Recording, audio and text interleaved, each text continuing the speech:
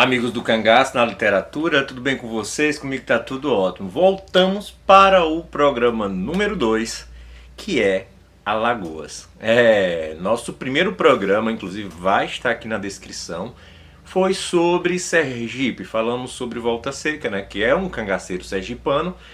Como eu falei, vamos falar sobre canga. Pode não ter acontecido naquele estado aquilo ali, mas é daquele personagem ou daquele acontecimento no estado. Como Volta Seca sergipano, foi o primeiro programa. Esse segundo programa é espetacular. Vou até mostrar para vocês, está aqui, ó, Como Dei Cabo de Lampião, de João Bezerra. Vocês podem até aí tá olhando o título, né, por exemplo, que é uma coisa, tentar enganar, entre aspas, né, tentar enganar o Virgulino de alguma forma, e vocês vão saber exatamente. Eu já li esse livro acho que umas 3 vezes, acho que vocês também. Quem tem esse livro sabe que não fica só numa leitura. Gostaria muito que vocês se inscrevessem aqui no canal Cangaço da Literatura, e também gostaria muito de oferecer o nosso livro 77 15 32, ok? Vamos lá, vocês entrem em contato pelo número que está aqui, eu te mando as coordenadas. Vamos lá, gente. Eu não tenho a primeira edição do livro Como Dei Cabo de Lampião. Eu tenho essa edição e uma outra edição. Inclusive tá aqui, mas não vou pegar ela agora não. Ó, capítulo 4. Uma cilada preparada para Lampião, simulando um perdão assinado pelo presidente Getúlio Vargas com o sinete do Palácio do Catete. Ou seja, eles tentaram fazer isso com Lampião. Ó. Entra agora no limiar da campanha contra Lampião. Em contato permanente com os coiteiros, que com imensos sacrifícios preparei numa vasta zona, fui informado por um desses elementos que um guarda-fios, o empregado do telégrafo, recentemente transferido para a cidade de Piranhas, mantinha boas relações de amizade com Lampião. Olha os fofoqueiros aí, ó, entregando ele. De posse dessa preciosa informação, procurei imediatamente me fazer amigo íntimo do tal guarda-fios, cuja amizade conquistei depois da troca de muitas cordialidades. Filo meu confidente, confiando-lhe os meus segredos, entre aspas, sendo por ele correspondido, conhecendo-lhe alguns segredos também. Homem habilidoso e desconfiado, escondia precavidamente os assuntos que mais me interessavam. A nossa amizade tinha limites, diria ele. Aliás, isso fazia parte das suas conveniências. Decorrido algum tempo, agindo muito cuidadosamente, consegui que me falasse de Lampião, demonstrando-lhe de antemão pouco interesse sobre o assunto. Quando começou a falar do amigo, veio-me com uma cantinela cheia de piedade para o homem, chamando-lhe coitado, infeliz de pobre sofredor e por aí afora. Mostrei-me interessado naquela compaixão piedosa, concordando em que Lampião, sendo uma criatura humana, era como qualquer outra. Isso aí é Bezerra falando para o coiteiro. Digna de comiseração. E acrescentei, aí vem abre aspas, vocês que gostam da amizade dele podiam salvá-lo, fazendo-o entrar num acordo com a polícia a fim de se prender os outros bandidos. Com isto arranjava-se a benevolência do governo, afastando-o da perigosa situação de perseguição. Entusiasmado, o amigo de Lampião respondeu em cima da bucha. Em cima da bucha é um termo popular, né, que significa na mesma ocasião, na hora, né? Tenente, não será difícil que eu concorde com essa proposta. Já me disse que está cansado dessa vida que leva. Ou seja, Lampião disse ao coiteiro que estava cansado dessa vida. Olha. A ideia de um acordo entre o governo e Lampião foi julgada magistral pelo meu novo amigo, entre aspas, que logo aventou uma fórmula para esse acordo, acentuando prováveis possibilidades da sua realização e escolhendo uma saída honrosa, entre aspas, para as duas partes. Prometeu que quando estivesse com o bandido, trocaria ideias a respeito.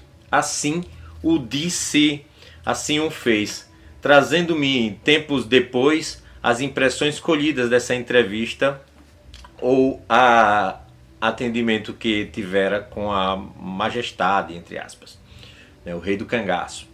Talvez fosse dispensável trazer para aqui a resposta do arguto bandido, cujas precauções foram inteligentemente tomadas contra uma possível cilada da nossa parte.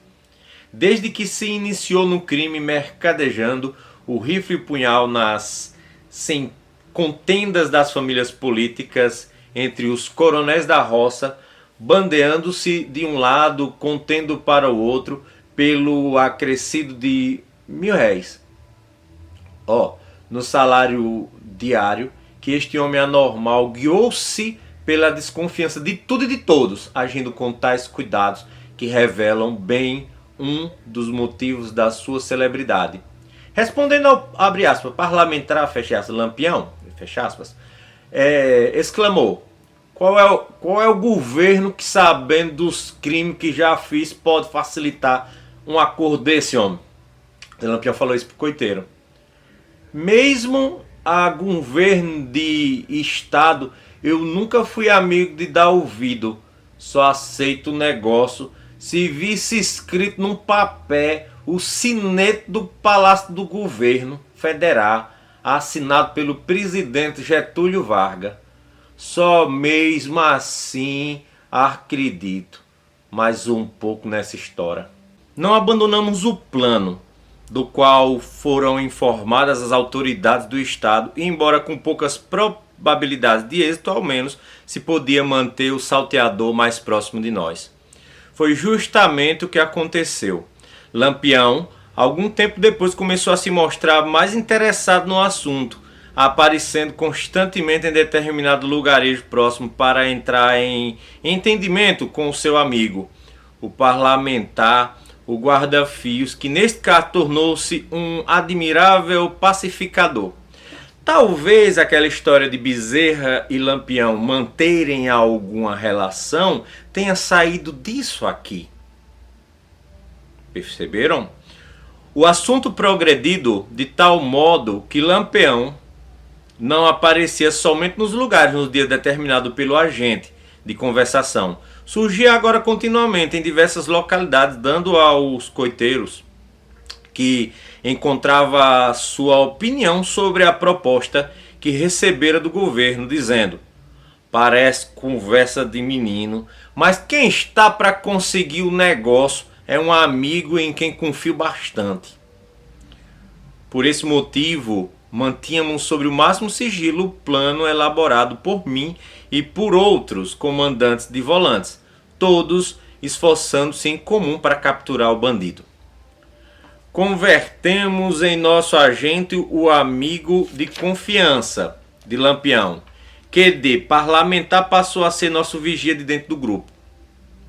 Ele ignorava que aquele seu amigo, ao qual tanto considerava, já se convertera em instrumento nosso, em nosso útil elemento de ligação. A pergunta é: quem seria esse, gente?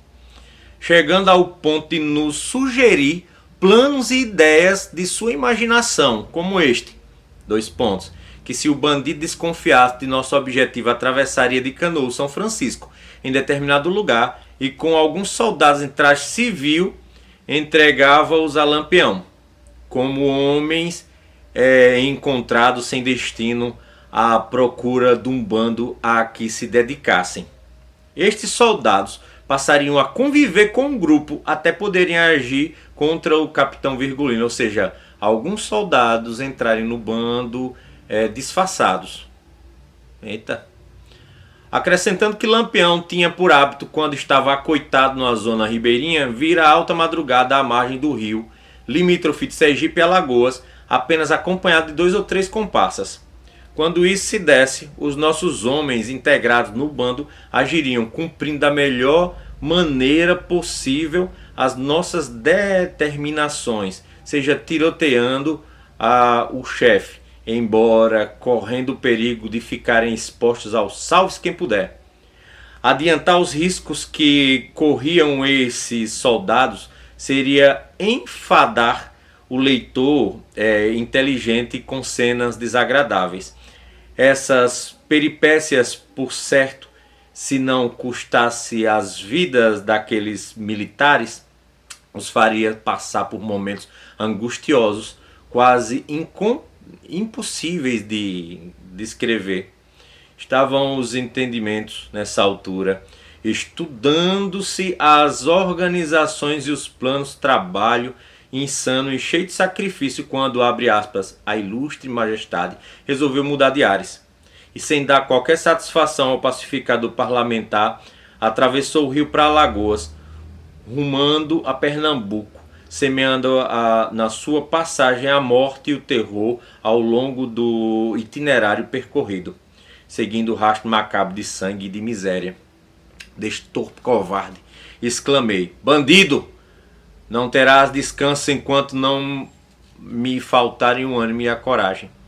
Com poucas diferença de tempo, a nova marcha do bandido era seguida por volantes aguerridas em várias direções. Não obstante a perseguição constante dos primeiros dias, houve um ponto em que as pistas seguida se tornou enigmática, paralisando as volantes por algumas horas.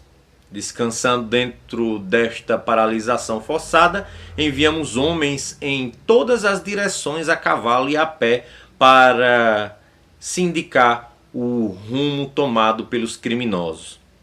Capturaremos diversos, abre aspas, coiteiros já conhecidos, submetendo a severas vigilância para os indivíduos suspeitos, e sem perda de tempo fizemos ligações para todas as forças em operações e para as que estavam estacionadas no interior pernambucano, tomando-se outras medidas imediatas de caráter reservado entre os elementos de nossa briosa corporação. Último parágrafo. Como procedíamos com os coiteiros, já narramos no outro capítulo, se bem que os processos variassem entre os de uma e de outra zona, a regra geral, indubitavelmente, foi sempre a energia. Gente, provavelmente Lampião soube que estava acontecendo alguma coisa, ou não. Acredito que não. Porque se ele soubesse que estava sendo traído ali, que estava tendo um plano para a traição dele, ele tinha deixado o coiteiro chegar, tinha matado o coiteiro, tinha mandado a cabeça lá para Bezerra ou para outro que estivesse sendo feito. O que é que vocês acham? Deixem aqui nos comentários. Vamos lá? Fim do programa 2, o terceiro é Pernambuco. Valeu, tchau, e esse é o nosso Cangaço na Literatura. E corta.